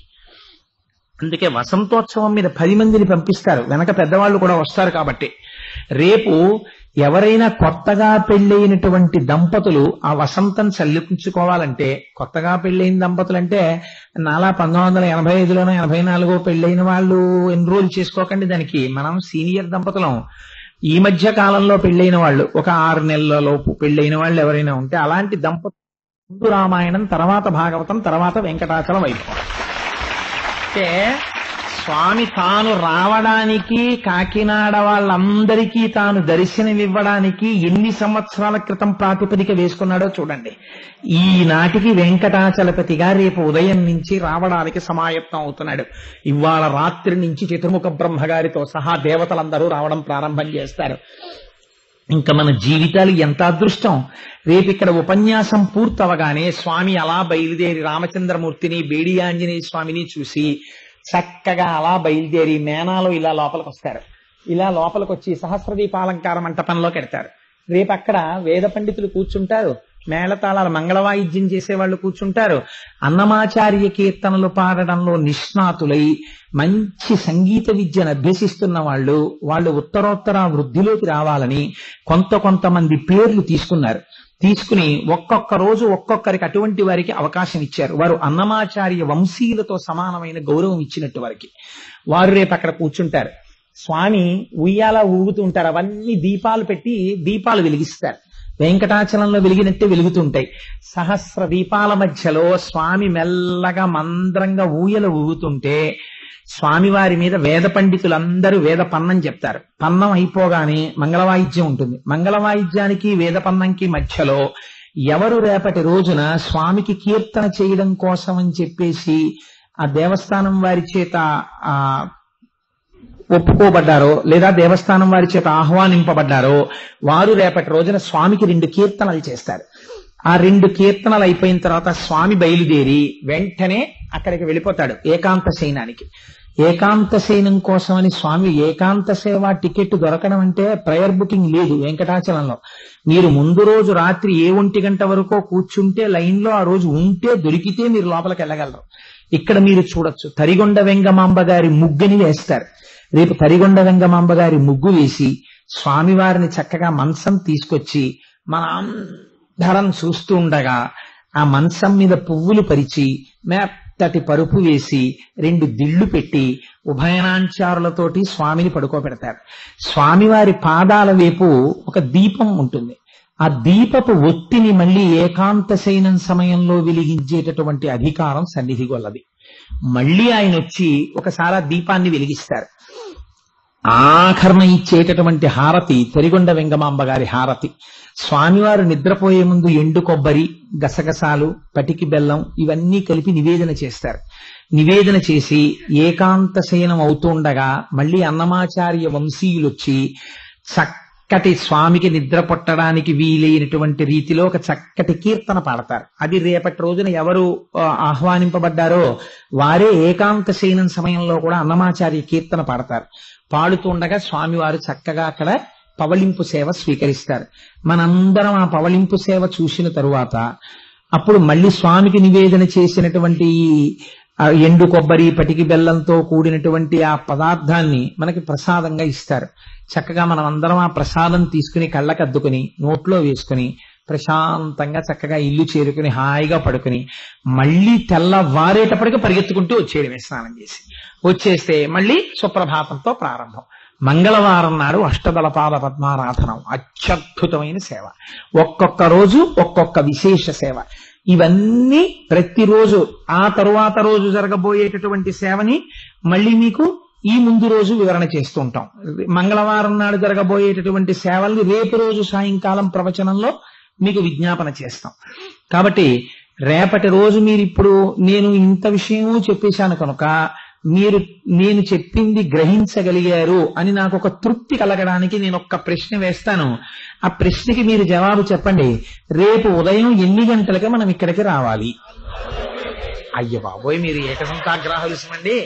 కనుక మనందరం రేపు 4:30 అయ్యేసరికి ఇక్కడికి వచ్చేయాలి. వచ్చేస్తే 4:30కి మనం సిద్ధంగా ఉంటే 4:45 మేళతాళాలతోటి సన్నిధి గొల్ల వెళ్లి ప్రధాన అర్చకుల్ని వైఖానస బృందాన్ని తీసుకొస్తారు.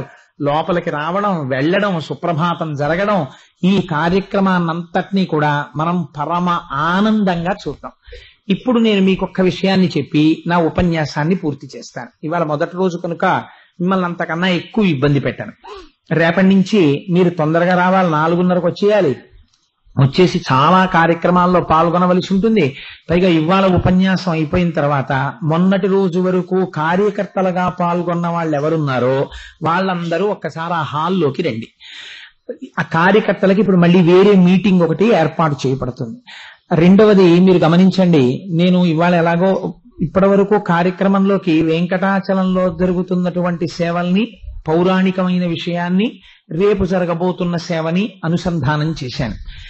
మీరిక్కడ ఒక్క విషయాన్ని గమనించవలసి ఉంటుంది. స్వామిని నిద్రలేపేటప్పుడు మనం సుప్రభాతం చెప్తాం. సుప్రభాతం చెప్పేటప్పుడు ఒక మాట చెప్తారు ఆయనకి ఆ శ్లోకాల్లో. యోషా గణీనవరదగ్ని విమధ్యమాని ఘోషాలయేషు దిమంధన తీవ్ర ఘోషాః రోషాత్ కలింబి దదతే కకుభశ్చ కుంభాః శ్రీవేంకటాచలపతే తవ సుప్రభాతం అంటారు. ఎందుకు ఆ మాట అంటారో తెలుసా అండి? వెంకటేశ్వర స్వామి వారు అవతారాన్ని స్వీకరించినప్పుడు ఒక గమ్మత్తుంది. మిగిలినటువంటి అవతారాలు ఏ అవతారం స్వీకరించినా ఆ ఒక్క స్వామి, ఆ శ్రీమన్నారాయణుడే అనేక అవతారాలు స్వీకరించాడు. ఏది స్వీకరించినా రాక్షస సంహారం చేయడం, భక్తులను ఉద్ధరించడం. కాబట్టి ఒక రూపాన్ని స్వీకరించడం ఉంటుంది. వేదోద్ధారణ, మందరాభరణ, పృథ్వీధర్మ నిర్మాణ, ప్రహ్లాదత్రాణ, బలిప్రతారణ, నృపాహంకార నిర్వాపన, వైదీహీరమణ, ధనంజయ జయ వ్యాపార పారీణ, అక్షోణీ దివ్యత్కరుణ, తమోహరణ, తండ్రి వెంకటేశ ప్రభో అని పేరు ఆయనకి. దశావతారాలు ఆయనవి. అటువంటి స్వామి వెంకటేశ్వరుడిగా వచ్చేటప్పుడు మాత్రం ఒక ఆశ్చర్యం చేశాడు. వెంకటేశ్వరుడిగా వచ్చేటప్పుడు స్వామి నువ్వు కలియుగం కదా, నువ్వు రా అని ఎవరైనా అడిగారా? ఆయన్ని ఎవ్వరూ అడగలేదు. మరి ఎందుకు వచ్చాడు ఆయన? ఇదే అందుకే వెంకటేశ సమోదేవో నభూతో నభవిష్యతి. వెంకటేశ్వర స్వామి వారి యొక్క గొప్పతనం ఏమిటో తెలుసా అండి? వెంకటేశ్వర స్వామి వారి యొక్క మూర్తి ఉంటుంది, 8 అడుగుల పైచిలుకు ఎత్తు కలిగినటువంటి మూర్తి వెంకటాచలంలో. అది దాని గురించి వరాహ పురాణంలో ఒక మాట అంటారు, నకృతం దేవసంఘైశ్చ నకృతం విశ్వకర్మణ. అది ఇచ్ఛారూపం విరాజిత స్వేచ్ఛయా క్రీడతే తత్ర. ఆ స్వరూపం నకృతం విశ్వకర్మణ నకృతం దేవసంఘైశ్చ. దాన్ని దేవతలెవ్వరూ తయారు చేయలేదు, దాన్ని విశ్వకర్మ తయారు చేయలేదు. స్వామి తనంత తానుగా రూపాన్ని పొంది అది కేవలముగా ఏదో ఒక సాలగ్రామంతో చేయబడినటువంటి శిల అని మీరు అనుకుంటే పొరపాటు. నేను ఈ మాట ఎందుకంటున్నానంటే వెంకటేశ్వర స్వామి వారు చాలా కాలం వరకు మాట్లాడారు. మీరు వెంకటాచల వైభవ ప్రసంగాల్లో వినుంటారు. తొండమాన్ చక్రవర్తి మీద కోపం వచ్చిన తర్వాత ఆయన మాట్లాడడం మానేశారు. మీకు ఇప్పటికీ నేను ఒక యథార్థం చెప్తాను, మీరు నా యందు ప్రీతితో, నా యందు విశ్వాసంతో ఈ మాట వినండి. మీరు ఇక్కడ కూర్చుని భక్తితో ఒక్కసారి స్వామిని స్మరించినా సరే అది ఆయనకు అందిపోతుంది. మీరు ఇక్కడ కూర్చుని స్వామి పట్ల అధిక్షేపించి ఒక మాటనండి, ఆయనకు అందిపోతుంది. నేను మీకు దీని గురించి ఎందుకు చెప్తున్నానంటే, మీకు నేను ఒక ఉదాహరణ చెప్తాను. ఇది నేను చెప్పకూడదు అని అనుకుంటుంటాను, కానీ ఇది రెండో మాట చెప్పవలసి వచ్చింది సభలో. ఆ ఒకసారి నేను వెంకటాచలం వెళ్ళాను. నాకు అర్చనానంతర దర్శనం టికెట్ ఏదో ఒక టికెట్ ఉంది. ఆ దర్శనం చేసుకుని బయటకు వచ్చేసాను.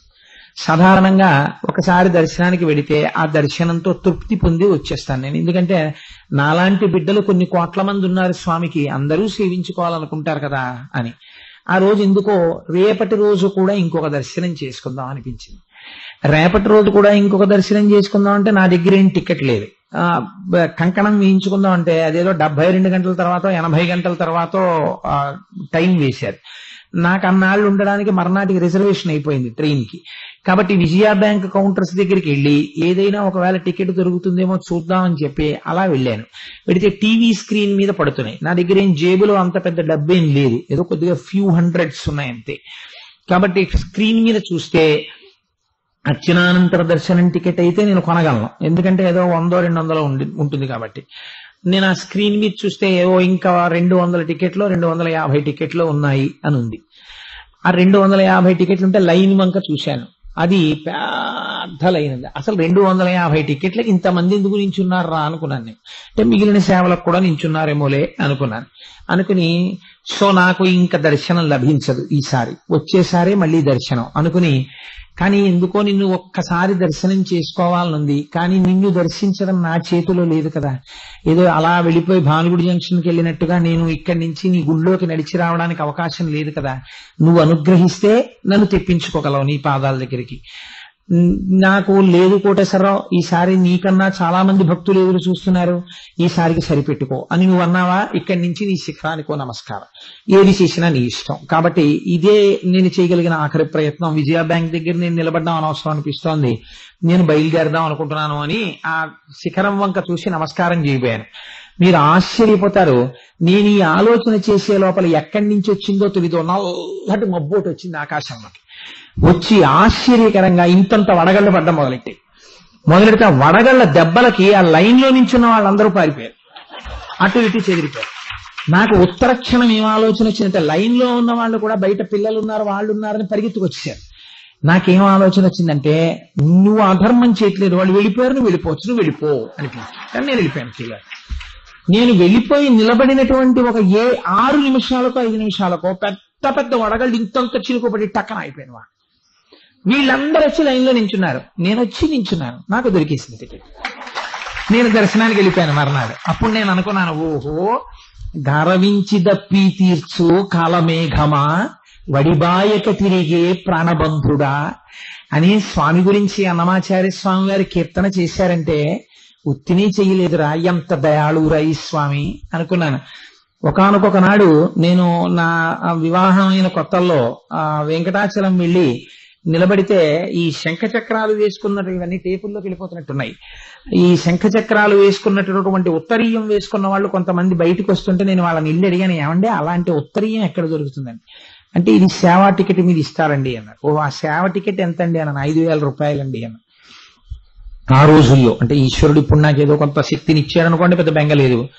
ఆ రోజుల్లో నేను 5,000 రూపాయలంత టక్కన కట్టగలిగినంత ఆర్థిక స్తోమత ఉన్నవాడనేం కాదు. కాబట్టి అయ్య బాబోయ్ 5,000 రూపాయలు పెట్టి సేవ చేసుకోవడమా, ఏమి భాగ్యం వీళ్ళది అనుకుని, ఈశ్వర నా జీవితంలో నేను ఎప్పుడైనా అలాంటి సేవ చేయగలనా అనుకున్నాను. మీరు ఆశ్చర్యపోతారు చెప్తే. ఆ తర్వాత ఈశ్వరుడు ఎలా చేయించాడో నాకు తెలియదు, వెంకటాచలంలో వస్త్రాలంకార సేవ తప్ప నేను చెయ్యని సేవ లేదు ఇప్పటికీ. సమస్త సేవలు ఎన్ని మాటలు చేయించేశాడో స్వామి. నన్ను చాలా మంది మీరు అప్లికేషన్ పెట్టండి మిమ్మల్ని వెంకటాచలం వాళ్ళు పిలుస్తారు ఉపన్యాసాలకి అంటుండేవారు. నేను ఒక నవ్వు అక్కడ నిలబడి, నన్ను ఈశ్వరుడు ఎప్పుడైనా నా చేత చెప్పించుకోవాలి అని అనుకుంటే వాడు నన్ను పిలుస్తాడు అని అనుకుంటుండేవాడిని. ఒకసారి అనుకోకుండా మా ఆఫీస్కి ఫోన్ వచ్చింది, కోటేశ్వరరావు అంటే ఎవరండి, ఒకసారి తిరుమల వాళ్ళు మాట్లాడాలనుకుంటున్నారని. బ్రహ్మోత్సవాల్లో ఎగ్జిక్యూటివ్ ఆఫీసర్ గారి ప్రొసీడింగ్స్ మీద దేవస్థానం అతిథిగా ఆహ్వానించి బ్రహ్మోత్సవాల్లో చక్ర స్నానం నాడు ఆస్థాన మంటపంలో స్వామి నా చేత ప్రసంగం చేయించారు. నేను ఇవన్నీ ఎందుకు చెప్తున్నానో తెలుసా అండి, నా స్వోత్కర్ష కోసం చెప్పుకుంటున్నానని మీరు అనుకుంటే పొరపాటు. నేను అలా ఎన్నడూ చెప్పుకోలేదు. నేను స్వామి దాసాన దాసుణ్ణి, వాడి కింకరుణ్ణి. నేను ఎందుకు చెప్తున్నానంటే వాడి ఎందు ఉన్న పూనిక గొప్పది. మీరు వాడు ఉన్నాడు అని మీరు నమ్మారనుకోండి, వాడు ఏదైనా చేస్తాడు. అలాగే మీరు అధిక్షేపించారనుకోండి, చిన్న మాట మీరు కినుకతో ఏదైనా అన్నారనుకోండి, వాడు మీ స్థానాన్ని కూడా మీకు చూపిస్తాడు. కాబట్టి వెంకటేశ్వరుడితో పరాచికం మంచిది కాదు. కాబట్టి దయచేసి ఇక్కడికి వచ్చిన వాళ్ళు ఎవ్వరూ కూడా చాలా లూజ్ టాక్ అంటారే, ఏదో తక్కువ చేసి మాట్లాడడం కానీ, దాని గురించి వేరొక రకమైన ప్రస్తావన చేయడం కానీ అటువంటి పనులు చెయ్యకండి. ఉన్నంతసేపు చక్కగా గోవిందనామం చేసుకుందాం. మనం ప్రీతితో హాయిగా మనం ఇక్కడ కూర్చుంటే వాళ్ళు ఎంతో భక్తి శ్రద్ధలతో నిజంగా వెంకటాచలం నుంచి మన కోసమని స్వామి తన యొక్క సేవా నిష్ఠా తత్పరుల్ని మన కోసమని పంపించాడు. ఆచార్యముఖేన వాళ్ళన్నీ చేస్తారు చక్క సేవలన్నీ. మనం పరమ సంతోషంగా కూర్చుని చేద్దాం. యథార్థమునకు జగ్గంపేటలో ప్రతిష్ఠుంది ఆ బృందానికి. అయినా సరే మా కాకినాడ పట్టణానికి మీ వైఖానస బృందం వచ్చి ఇంత మంచి కార్యక్రమం చెయ్యాలంటే వాళ్ళన్ని కార్యక్రమాలు పక్కన పెట్టుకుని దీక్ష తీసుకుని కార్యక్రమం చెయ్యడం కోసమని బయలుదేరి వచ్చారు. మనం చెయ్యవలసింది పూనికతో భక్తితో వచ్చి నిలబడితే చాలు. వెంకటేశ్వరుడు అవతారమూర్తిగా రావడమే కారుణ్యం. ఎందుకో తెలుసండి, ఆయన ఎవరు ప్రార్థన చేయలేదు, నువ్వు రా అని అడగలేదు. ఆయన రావడం కోసం, లక్ష్మిని మనకి ఇప్పించడం కోసం ఎంత జగన్నాటకం ఆడించాడు ఆ రోజున. భృగు మహర్షి వచ్చి తన వక్షస్థలం మీద తంతే సత్వగుణమున్నవాడని నిరూపించడం కోసమని కిమర్థం తాడితం అని వజ్రాధృతరం విద్ధి మచ్చరీరం ద్విజోత్తమ, అయ్యో వజ్రం కన్నా కఠినంగా ఉంటుందయా నా శరీరం, ఎందుకు తన్నావు అని ఆ భృగువు అరికాలులో ఉన్న కంటిని నొక్కేసి తన వక్షస్థలం మీద భృగువు తన్నాడు. కాబట్టి అది లక్ష్మీదేవి యొక్క నివాస స్థానం కనుక అమ్మవారు కోపం వచ్చి వైకుంఠాన్ని విడిచిపెట్టి వెళ్ళిపోయినట్టుగా నాటకం ఆడించి అమ్మవారిని కొల్హాపురం తీసుకొచ్చి మన కోసమని మహానుభావుడు బయలుదేరి వచ్చి 7 కొండల మీద నివాసమై ఉన్నాడు. స్వామి ఎప్పుడు నిద్రపోతాడో తెలియదు, ఎప్పుడు లేస్తాడో తెలియదు. రోజుకి 24 గంటలుంటే మహానుభావుడు 20 గంటల సేపు ఈ కాలు ఇలా ఈ కాలు ఇలా కూడా అనడం, అలాగే నిలబడి ఉంటాడు. అయ్యో ఎక్కడెక్కడి నుంచి వస్తున్నారో, ఎంత ఆర్తితో వస్తున్నారో, నన్ను చూడాలని వస్తున్నారని స్వామి అలా నిలబడ్డాడు. నేను ఈ మాట ఎందుకు అంటున్నానంటే బాగా జ్ఞాపకం పెట్టుకోండి, అది శిలామూర్తి కాదు, అది సాక్షాత్ వెంకటేశ్వరుడు. ఎన్ని సందర్భాలలో మాట్లాడారో వెంకటాచలంలో 1కి 100 మాటలు స్వామి తన యొక్క అస్తిత్వాన్ని, స్వామి తానున్నానన్న సత్యాన్ని రుజువు చేసి చూపించారు. మీ అందరూ చదివి ఉంటారు, నాహంకర్త హరిహికర్త అని పివిఆర్కే ప్రసాద్ గారు మహానుభావుడు పుస్తకం రాసుకున్నారు. ఆయన వరుణయాగం చేసి వెంకటాచలంలో వర్షాలు లేకపోతే యాగం అంతా అయిపోయిన తర్వాత ఉత్సవమూర్తుల్ని తీసుకుని వెళ్ళిపోతుంటే గొడుగులు కూడా తీసుకురాలేదు ఆ రోజున ఆలయంలోకి తీసుకెళ్లే ముందు. ఎందుకు తీసుకురాలేదంటే ఇవాళ ఎండ ఎలా కాసిందో అలా కాస్తోంది ఎండ. ఇంత ఎండ కాస్తుంటే వానెక్కడి నుంచి వస్తుందిరా, గొడుగులు ఎందుకని గొడుగు పట్టుకెళ్ళలేదు స్వామివారికి. ఆదివరాహమూర్తి కోనేట్లోంచి విగ్రహాలని తీసుకుని ఆలయంలోకి వెళ్ళిపోతున్నారు. పివిఆర్కే ప్రసాద్ గారు ఎగ్జిక్యూటివ్ ఆఫీసర్ గారు కాబట్టి ఆయన కూడా వెళ్ళిపోతున్నారు.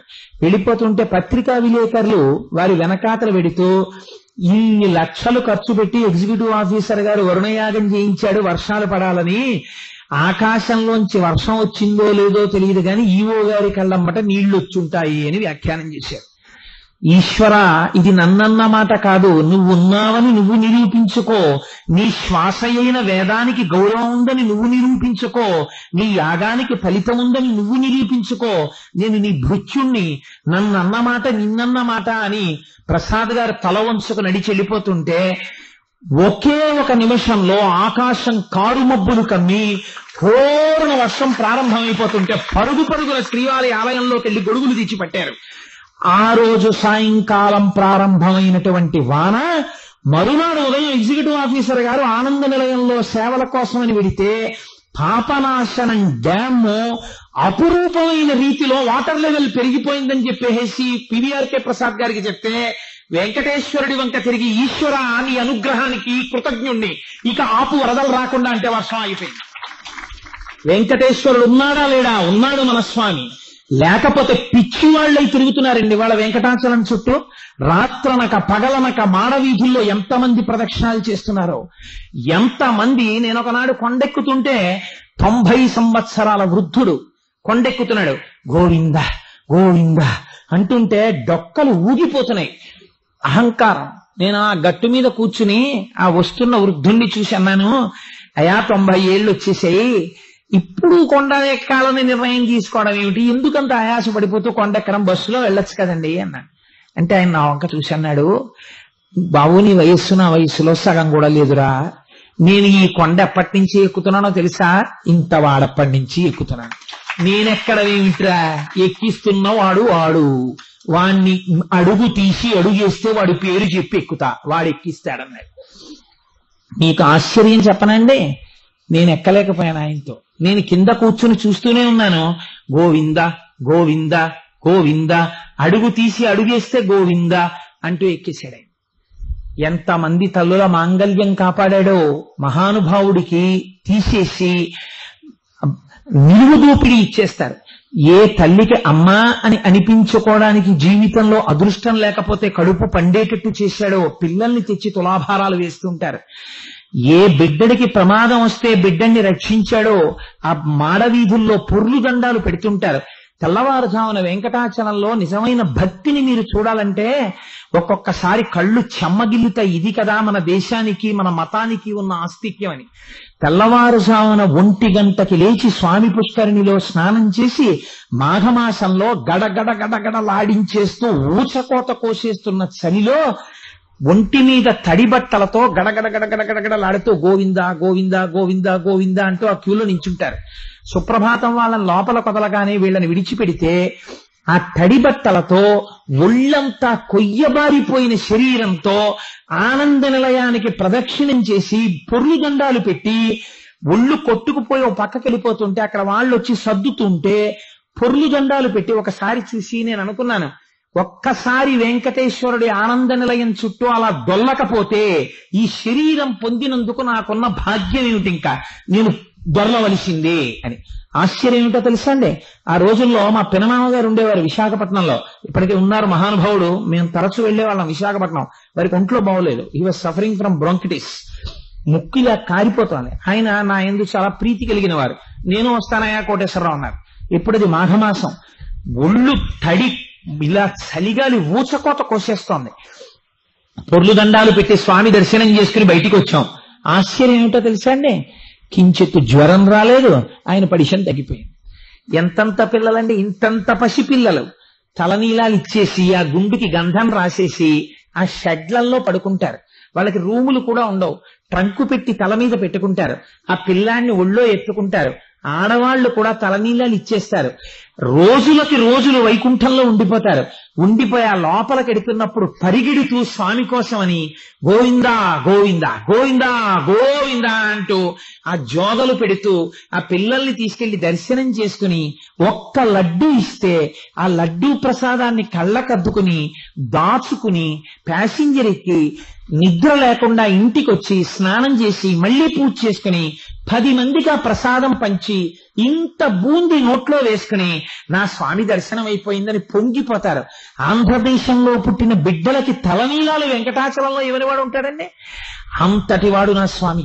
ఎంతమందిని ఉద్ధరించాడో, ఎంతమంది కోర్కెలు తీర్చాడో, ఎంతమంది పట్ల తన వాత్సల్యాన్ని ప్రదర్శించాడో, ఆయన కారుణ్యానికి హద్దు లేదు అని నిరూపించడానికి ఇవాళ వెంకటేశ్వర స్వామి వారి యొక్క చరిత్రలో కొత్త కాగితాన్ని తొడుగుతోంది కాకినాడ పట్టణం. ఎందుకని? స్వామి ఏమిటి, వెంకటాచలం ఏమిటి, సన్నిధి గొల్లలేమిటి, స్వాములేమిటి, వైఖానసుల బృందాలేమిటి, ఇంతమంది భక్తులేమిటి, విశ్వకర్మ పూని గోపాలకృష్ణ గారితో ఇన్ని ఏర్పాట్లు చేయించడం ఏమిటి, ప్రసాద్ బాబు గారు, గోపాలకృష్ణ గారు. నేను ఒక రోజు ఇక్కడికి వచ్చి యథాలాపంగా కూర్చుని సుప్రభాత దర్శనం అయిపోయిన తర్వాత స్వామి పడుకున్న మంచాన్ని పట్టుకెడుతుంటే ఆహా ఏమి మంచమా, ఏం అదృష్టమే, ఉభయనాంచారులతో నా స్వామి నీ మీద పవళించాడా, ఈ శేషుడితో సమానం కదండి ఆ మంచం, అలా మంచం చేయిస్తే నిజంగా ఎంత బాగుంటుందోనండి అన్నాను. ఇలా అన్న మరుక్షణం మా చలపతిరావు గారు గబగబా వచ్చి కోటేశ్వరారా మంచం నాదన్నారు. అంతే చేయించేశారు. ఇలా అనడం భయం వచ్చేసాయి. ప్రసాద్ బాబు గారు ఎంత రూపకల్పన చేశారో. వీళ్ళందరిలో స్వామి ప్రవేశించాడండి. నాకు ఇవాళ సభ కనపట్టలేదు. కొన్ని వేల మందిలో ఊర్ధ్వపుండ్రాలు పెట్టుకుని స్వామి కనపడుతున్నాడు. ఇటంతా ఇటుపక్కంతా నా తల్లి లక్ష్మీదేవి కనపడుతోంది. అందుకని ఈ సభంతా శ్రీమన్నారాయణ స్వరూపమై ఉంది. కాకినాడ పట్టణంలో 7 రోజుల పాటు జరుగుతున్నటువంటి ఈ సేవల యొక్క విశేషం వెంకటాచలం వరకు వెళ్ళాలి. ఏం ఆశ్చర్యం, ఎంత గొప్పగా చేస్తున్నారు రా వాళ్ళు భక్తి ప్రపత్తులతో. పట్టణాలు తెల్లబోవాలి. ఇవాళ కాకినాడ పట్టణంలో జరుగుతున్న ఈ సేవల్ని చూడ్డానికి అనేక ఊళ్ళ నుంచి వచ్చారు. విశాఖపట్నం నుంచి మా రామాచారి గారు వచ్చారు, శ్రీకాకుళం నుంచి మా బావగారు వచ్చారు. ఎందరో వచ్చి చూస్తున్నారు ఈ కార్యక్రమాన్ని. విదేశాల నుంచి ఈ కార్యక్రమాన్ని వీడియో తీసి మాకు క్యాసెట్లు పంపించండి అని ఎన్ని ఫోన్లు చేశారో. మనం అదృష్టవంతులం, కాకినాడలో ఉన్నాం. మనం చెయ్యవలసింది తెల్లవారకట్ట లేచి స్నానం చేసి వస్తే చాలు. రేపటి నుంచి మనం ఈ వైభవాన్ని అంతటినీ చూడగలం. కష్టపడి చేయడానికి కార్యకర్తలు ఉన్నారు, మనం అనుభవించడానికి సిద్ధపడితే చాలు. మళ్ళీ వెళ్ళిపోయాను ఎక్కడికో. ఒక్క మాట చెప్దాం అనుకున్నాను, సుప్రభాతంలోంచి వస్తున్నాను, మళ్ళీ ఇటో వెళ్ళిపోతున్నాను. యోషాగణీ నవరదగ్ని విమధ్యమానే ఘోషాలయేషు నది మంథన తీవ్రఘోషాహ అంటారు. స్వామి ఎంతటి కారుణ్యమూర్తి అంటే, స్వామి నువ్వు వెంకటేశ్వరుడిగా రా అని ఎవ్వరం లేదు. వెంకటేశ్వరుడిగా రావడం ఎందుకండి అంటే, కలియుగంలో ఎవడైనా ఇలా భగవంతుడి వైపుకి తిరుగుతాడేమో వాడికి ప్రతిబంధకం సృష్టిద్దాం, వాడిని భ్రష్టుణ్ణి చేసేద్దాం, వేద విరుద్ధమైన మార్గం వైపుకి ప్రజల్ని నడిపిద్దామని కలిపురుషుడు 1000 కళ్ళతో ఎదురు చూస్తుంటాడు. అంత 1000 కళ్ళతో ఎదురు చూసి ప్రజల చేత పాపం చేయించడానికి కలిపురుషుడుంటే మీరు ఏమీ చెయ్యక్కర్లేదు, నా కొండకి రండి, నా నామం పలకండి, మీకు నొప్పి లేకుండా మీ కేశముల యొక్క మొదళ్లని ఆశ్రయించి ఉన్నటువంటి మీ పాపరాశిని వెంట్రుకల రూపంలో నీ తీసేస్తానని కేశఖండన రూపంలో, కళ్యాణ కట్టలో, తలనీలాల రూపంలో పాపరాశిని స్వామి తొలగించి మనకి అభ్యున్నతినిస్తున్నాడు. వేం అంటే పాపం, కట అంటే తొలగించుట. వేం కటతే పాపం, వేం అంటే పాపము, కటతి తొలగించుట. అందుకని వేం కటతే పాపం, వేం కట అంటే పాపమును తొలగించుట. ఇది చేసేటటువంటి ఈశ్వరుడు నువ్వు ఎందుకు తొలగించావు అని ఎవరు ఆయన అడగలేరు. అటువంటి ఆయన ఆజ్ఞని ఎవరు ఉల్లంఘించలేరో, ఎవరూ ఉల్లంఘించలేరో అంతటి సామ్రాట్ అయినటువంటి ఆ స్వామి వెంకటేశ్వరుడిగా వచ్చి మీరు భక్తితో ఒక తృణాన్ని తీసుకెళ్లి హుండీలో వేస్తే చాలు, పొంగిపోయి దాన్ని అడ్డు పెట్టి మిమ్మల్ని ఉద్ధరించడానికి స్వామి సిద్ధంగా ఉంటాడు. రేపటి రోజున చూద్దురు గాని ఎంత చిన్ని చిన్ని నైవేద్యాలకి పొంగిపోతాడండి. వెంకటేశ్వర స్వామి వారి ప్రధాన నైవేద్యం ఏమిటో తెలుసా అండి? ఓడు. ఆయనకి ఇంకొక నైవేద్యం లేదు. ఒకనాడు కుమ్మరివాడు సంకటి పెట్టాడని ప్రీతితోటి ఇప్పటికీ కూడా ఒక కొత్త కుండ తీసుకొచ్చి పగలకొట్టి మహానైవేద్య సమయంలో ఆ కుండ పెంకులో అన్నం పెట్టి స్వామికి కులశేఖరాల్వారు పడి దాటించి లోపలికి తీసుకెడతారు. ఆనాటి నుంచి ఈనాటి వరకు అందరూ తలుచుకోవడానికి వీలుగా మహానైవేద్య సమయంలో కుండ పెంకులో అన్నం తింటాడు స్వామి. ఎంతటి కారుణ్యమూర్తో చూడండి. అంత వైభవం ఉన్నవాడు. ఆయన తీసుకునేది అంత నిరాడంబరంగా ఉంటుంది, భక్తికి లొంగిపోతాడు. అందుకే ఆయనకి కంసాన్ని తోమి మళ్లీ పెట్టి అన్నం పెట్టడం ఉండదు. తోమని పళ్ళాల వాడే వెంకటేశుడే వేడు కొందామా, వెంకటగిరి వెంకటేశ్వరుని వేడు కొందామా అంటారు అన్నమాచార్యుల వారు. కాబట్టి తోమని పళ్ళాల వాడు ఏ రోజు కుండ పెంకు ఆ రోజే సిద్ధం చేస్తారు. గోపాలకృష్ణ గారు అదొకటి రాసుకోవాలి మీరు. కాబట్టి అలాగే కొలువు పంచాంగం జరిగినప్పుడు మీరు రేపు చూద్దురు గాని చాలా ఆశ్చర్యంగా ఉంటాయి. రేపు మీరు ఇవన్నీ చూస్తూ మనందరం మురిసిపోదాం. స్వామికి కొలువు చెయ్యగాని చక్కగా కాస్త చిమ్మిలి తయారు చేసి అక్కడ పెడతారు. పెట్టి ఆ చిమ్మిలి నైవేద్యం పెడతారు. ఆ చిమ్మిలి నోట్లో స్వామి స్వీకరిస్తారు. అందుకని రేపటి రోజున బ్రహ్మతీర్థం ఇస్తారు. ఎంతటి కారుణ్యమూర్తి! ఆనాడు కృష్ణమూర్తిగా వచ్చాడు. పద్మావతీదేవి చెలికెత్తెలు తనని రాళ్ల పెట్టి కొడితే చెప్పుకున్నాడు. ఏమని చెప్పుకున్నాడో తెలుసా అండి? జనకో వసుదేవశ్చ దేవకీ జననీ మమ అగ్రజ శ్వేతకేశశ్చ సుభద్రా భగినీ మమ అన్నాడు. తానెవరో చెప్పినప్పుడు వెంకటేశ్వరుడు నేను వెంకటేశ్వరుణ్ణి అని చెప్పలేదు, నేను కృష్ణుణ్ణి అని చెప్పుకున్నాడు ఆయన. నా తండ్రి గారు వసుదేవుడు, నా తల్లి దేవకీదేవి, నా అన్నగారు బలరాముడు, నా చెల్లెలు సుభద్ర, నేను కృష్ణ పరమాత్మని అని చెప్పుకున్నాడు. చిత్రం ఏమిటంటే ఇలా భాగవతం పూర్తవగానే ఆ కృష్ణ పరమాత్మే వెంకటేశ్వరుడిగా వచ్చేసాడు. నేను భాగవతం ఉపన్యాసాలు పూర్తి చేస్తున్న రోజున కృష్ణ పరమాత్మ అవతారం గురించి చెప్తే ఇక్కడ చాలా మంది తల్లులు బెంగపెట్టేసుకున్నారు. బెంగపెట్టేసుకుని ఏమిటోనండి అదోలా ఉంది, భాగవతం ఉపన్యాసాలు అయిపోయాయండి, కృష్ణ పరమాత్మ ఇవన్నీ విని కృష్ణ పరమాత్మ అవతారం మళ్ళీ శ్రీమన్నారాయణులోకి ఐక్యం అయిపోయిందని తెలుసుకుంటే గుండె బరువెక్కిపోతోందండి అన్నారు. ఎవరి కడుపులో ఆతృత వినపడిందో నేను వెంకటేశ్వరుడిగా ఉన్నాను కదా అని వచ్చేసాడు మళ్ళీ. కాబట్టి మనం సంతోషంగా రేపటి నుంచి ఆ విషయాన్ని అనుభవిద్దాం. స్వామి మా కోసమని ఇంత కష్టపడి వచ్చావా తండ్రి, రేపటి నుంచి 7 రోజులు మా కోసం ఇంత కారుణ్యమూర్తివై మా మా అందరి సేవలు స్వీకరిస్తున్నావా అని మనం పరమ సంతోషంగా ఒక్క 11-12 మాటలు ఈ 7 రోజులు ప్రసంగాలు చేస్తాను కనుక మళ్ళీ స్వామివారి యొక్క అనుగ్రహాన్ని ఆయా సేవల వైశిష్ట్యాన్ని మీకు వివరణ చేసేటప్పుడు అనుసంధానం చేస్తుంటాను. రేపు తెల్లవారకట్ట బయలుదేరి వచ్చేయాలి కనుక కొంచెం తొందరగా వదిలేస్తే మీరు కొంచెం ఎక్కువ నిద్రపోయి వచ్చేయగలుగుతారు. అందుని మనం గోవిందనామాన్ని అనుసంధానం చేసుకుని బయలుదేరదాన్ని చక్కగా అందరూ గొంతెత్తి మన కోసమని వచ్చినటువంటి స్వామి మనం అందరం చెప్పిన నామానికి ఆయన ప్రీతి పొంది పొంగిపోతాడు. ఎంత సంతోషంగా చెప్తున్నారా వీళ్ళందరూ అని. అందుకని అందరూ చక్కగా పలకండి, గోవింద అనండి. నేను మకుటం అంటుంటాను, మీరు గోవింద అనండి.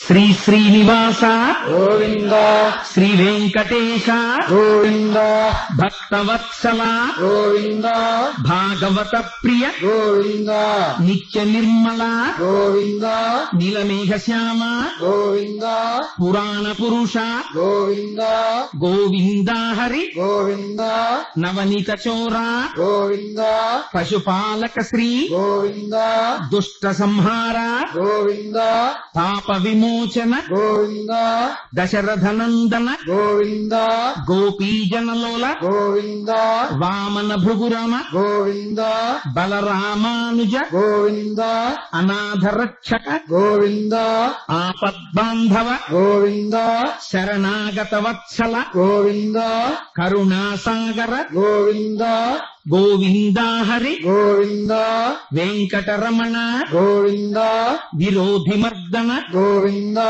లక్ష్మణగ్రజ గోవింద, సహస్రనామ గోవింద, లక్ష్మీవల్లభ గోవింద, కస్తూరీతిలక గోవింద, కాంచనాంబరధర గోవింద, గరుడవాహన గోవింద, వజ్రమకుటధర గోవింద, పురాణ పురుష గోవింద, శ్రీ శ్రీనివాస గోవింద, శ్రీ వెంకటేశ గోవింద, గోవింద హరి. గోవింద.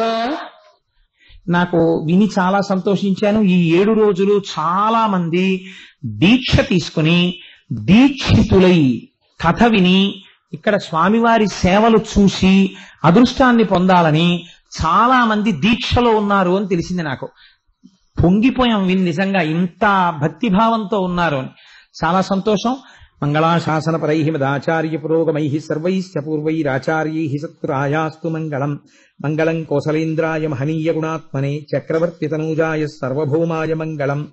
ఉమాకాంతాయ కాంతాయ కామితార్థప్రదాయినే శ్రీగిరీశాయ దేవాయ మలినాథాయ మంగళం. కరచరణ కృతం వా కర్మ వాక్కాజం వా శ్రవణనైనజం వా మానసం వాపరాధం విహితం వా సర్వమేత్తక్షమస్వ. శివ శివ కరుణాబ్ధే శ్రీ మహాదేవ శంభో. సర్వం శ్రీ ఉమామహేశ్వర పరబ్రహ్మార్పణమస్తు. స్వస్తి.